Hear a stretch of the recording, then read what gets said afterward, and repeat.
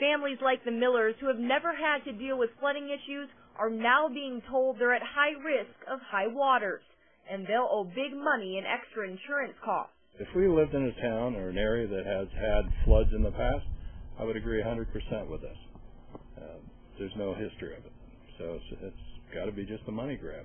FEMA's new floodplain map impacts hundreds of properties in Crawford County. Most will now owe about $765 extra per year in flood insurance. In this economy, I mean, I have better things to do with the money than give it to the federal government when it's not necessary. That's the highest this river has ever gotten. Julie Clay, who lives along the AuSable River, is fighting it. She hired a surveyor to check her property at the cost of $500. If FEMA decides to withdraw her home from the floodplain, she could get reimbursed. I call it extortion. You know, I feel that they're trying to extort money out of us to make us purchase flood insurance we don't need. Township and county leaders are trying to get the word out.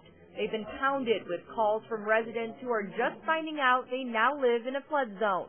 They also disagree with FEMA's map. The concerns are the cost to the people and the lower valuations of property, which is going to affect the whole township down the line. The information that they used to determine their floodplain was, I think they used a lot of incorrect information. There were a lot of things that weren't taken into consideration.